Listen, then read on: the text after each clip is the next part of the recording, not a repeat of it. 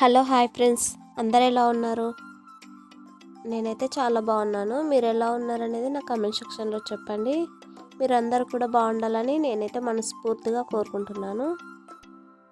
ఈరోజైతే మార్నింగ్ చపాతీ అయితే చేస్తున్నాను. పిల్లలకు లంచ్ బాక్స్లో కూడా చేస్తున్నాను. ఈరోజైతే నేను నా స్టోరీ అయితే కొంచెం మీతో చెప్పుకోవాలని అనుకుంటున్నాను. ఒక 3-4 ఇయర్స్ బ్యాక్ అయితే నేను షాప్లో అయితే పనిచేసేదాన్ని, కిరాణం షాప్లో, హోల్సేల్ షాప్లో. అప్పుడు నేను పనిచేస్తే మా అమ్మ వాళ్ళు చాలామంది అయితే అవసరమా పిల్లల్ని వదిలిపెట్టి నువ్వు షాప్కి వెళ్ళడం, ఇంటికాడ అంతా ఎట్లా పిల్లల్ని వదిలేసి వెళ్ళుడు అని అనుకుంటున్నారు. అప్పుడు కరోనా టైంలో మా ఆయనకి ఆటో నడిపిస్తుండే, కూరగాయలు అయితే అమ్మకపోతుండే. అప్పుడు ఓన్లీ ఆటో అయితే నడిపిస్తుండే. కరోనా టైంలో అయితే ఎక్కువ గిరాకీలు అయితే రాలేవు. ఇక ఆటో ఇంటి దగ్గర పెట్టుకొని ఉంటుండు. ఇంట్లో కూడా ఏమీ ఖర్చుల మందం కూడా పైసలు అయితే ఉండకపోతుండే. ఇక ఖర్చుల మందం కూడా పైసలు ఉండలేవు కదా అని నేనైతే కిరాణం షాప్లో పని అయితే అరుచుకొని వచ్చిన. పని అయితే కొన్ని రోజులు చేశాను. చేస్తే ఆ పని వద్దు, నైట్ అవుతుంది, పిల్లలకి ఇబ్బంది అవుతుందని మా వారు మా అమ్మ వాళ్ళందరూ కలిసి బంద్ చేయించారు.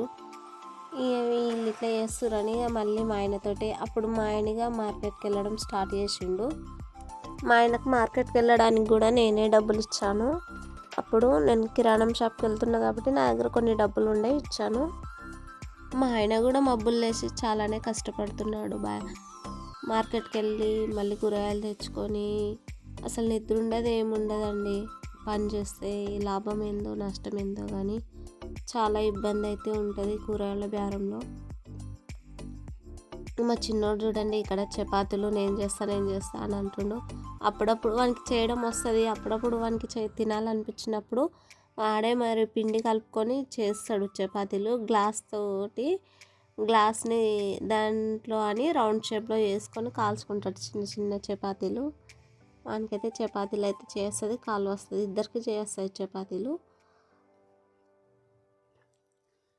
దేవుడు మాకు ఒక ఆడపిల్లని ఇస్తే బాగుండని అయితే అనిపిస్తుంది అప్పుడప్పుడు. ఇద్దరు మగ పిల్లలే అయిపోయారని అనిపిస్తుంది. ఒక పాపనిచ్చుంటే బాగుండు అనిపిస్తుంది.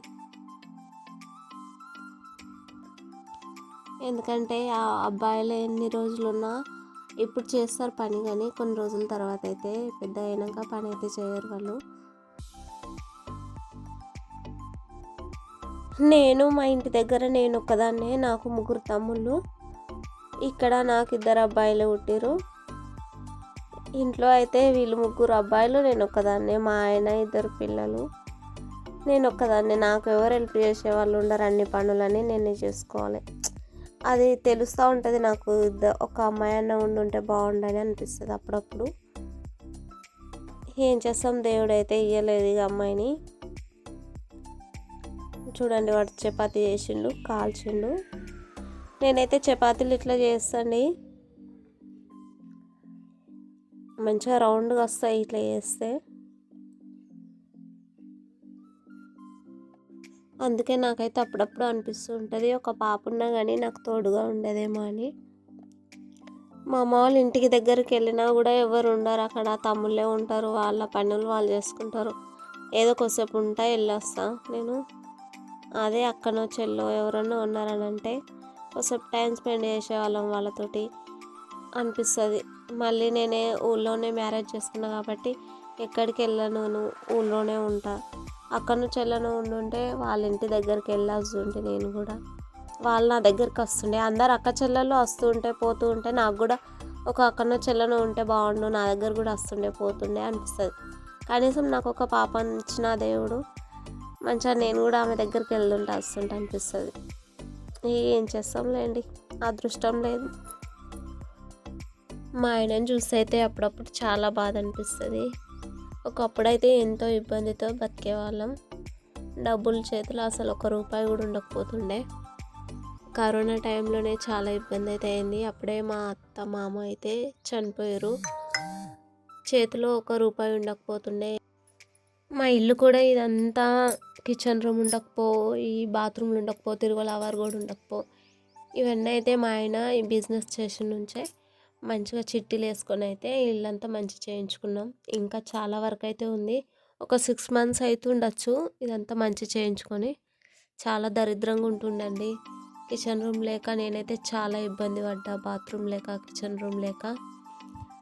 నేనైతే చపాతీలు ఇలా కాల్చుకుంటాను. చపాతీలకైతే కాల్చిన తర్వాత నెయ్యి అయితే పెడతాను. వేడివేడిగా ఉన్నప్పుడే నెయ్యి అయితే పెడతాను. మంచిగా స్ప్రెడ్ అవుతుంది నెయ్యి అంతా.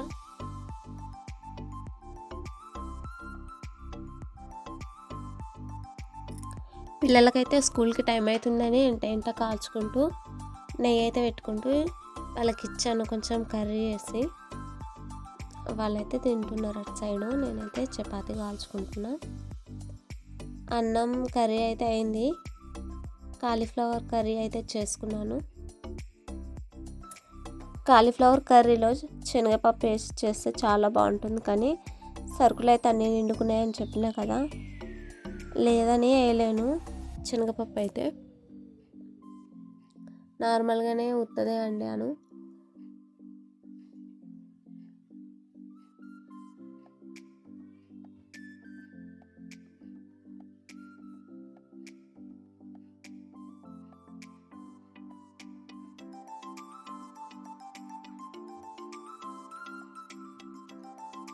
చపాతీలు కాల్చుకున్న తర్వాత అయితే పిల్లలకైతే లంచ్ బాక్స్ అయితే ప్రిపేర్ చేసి పెట్టిచ్చేసాను.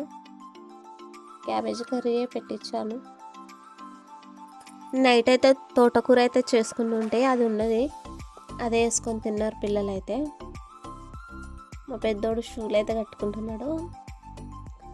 పిల్లల్ని రెడీ చేసి అయితే స్కూల్కి అయితే పంపించేసాను. వాళ్ళని స్కూల్కి పంపించిన తర్వాత నేను ఫ్రెష్ అప్ అయిపోయి చపాతీ వేసుకొని నైట్ కర్రీ వేసుకొని అయితే తిన్నాను.